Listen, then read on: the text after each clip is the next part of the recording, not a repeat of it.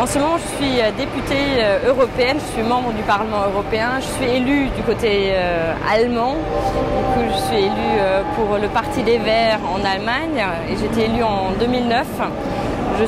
D'ailleurs, j'arrive là de Strasbourg, on est à la gare du Nord et je siège aux commissions des affaires étrangères, du budget et des droits de la femme. Les dates clés pour moi, c'est d'abord la décision de mes parents plutôt à l'époque de choisir le lycée franco-allemand à Freiburg comme lycée. Et après, c'était la décision de faire mes études à Paris, à Sciences Po. Ça, c'était sûrement une décision très très clé de ma vie. Et après, la décision clé, le moment, c'était quand j'ai décidé d'entrer en politique, après avoir fait ma thèse, d'avoir pris la décision d'aller entièrement dans la politique. Et ça, j'ai décidé, après le non aussi du référendum en France et aux Pays-Bas, que je me suis dit, il faut que j'y mette activement moi-même. Je ne peux pas juste être là et me plaindre après que l'Europe ne convainc plus, qu'on a des soucis au niveau européen. La fierté, c'est toujours difficile, mais je suis fière que j'ai tenu au début Sciences Po pour moi. On était peu à l'époque d'étrangers dans le cycle normal. D'avoir tenu parce que c'était dur au début et du coup je suis bien contente que j'ai pas abandonné et même si c'était dur au début. Et qu'est-ce que je regrette? Il y a des moments où je me dis que j'aurais pu prendre même plus de temps pendant les études pour voyager, pour aller encore plus loin, peut-être faire un stage de moins, découvrir un peu plus le monde.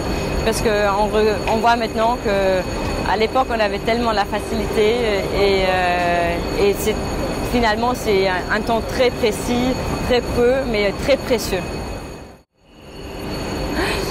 Je ne sais pas toujours quel poste j'aurai, mais je sais que même d'ici 10 ans, je vais me battre pour les valeurs dans lesquelles je crois. L'un, c'est vraiment l'Europe et le non-retour à l'État-nation. L'autre, c'est les droits de la femme. C'est une politique étrangère qui promeut la paix et les droits de l'homme. Ça, je vais faire, mais je ne sais pas si dans un parlement, dans un ministère ou dans une ONG, dans une organisation internationale, ça, on verra. Mais je pense que je sais déjà que ça va être dans cette optique-là, ça c'est sûr. Le souvenir le plus marquant pour moi, c'était le projet collectif. Je ne sais pas si ça existe encore, mais à l'époque, il y avait le projet collectif. Et nous, on avait organisé en tant que projet collectif la Convention des étudiants européens. Et ça, pour moi, c'était un moment clé, fondamental de ma vie à Sciences Po. C'était incroyable comme l'administration nous avait soutenus, comme on avait pu réussir à faire venir autant d'étudiants vraiment de toute l'Europe.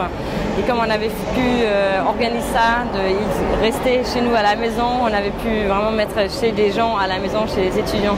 800 étudiants à l'époque, tout le monde y avait travaillé. Ça, c'était un moment incroyable que je n'oublierai jamais. Non, il y avait un moment qui était... Quand j'ai dit tout à l'heure que c'était un peu dur au début, je me rappelle toujours qu'il y avait un cours d'histoire et c'était un prof plutôt encore, je veux dire, plus âgé, un peu l'ancienne école. Et moi j'avais fait mon exposé bien en 10 minutes, etc. Mais j'avais dû faire quelques erreurs de français et il m'arrêtait et il me disait Mademoiselle Brantner, si vous ne savez pas parler le français, rentrez chez vous. Et ça m'a motivée de dire non, je resterai. Et c'était vraiment le moment où je me suis dit non, juste pour lui prouver que je peux le faire, je vais rester. Et je pense que finalement, même si c'était horrible comme moment pour moi, ça m'a motivée de lui prouver que je pourrais le faire, que je resterai à Sciences Po.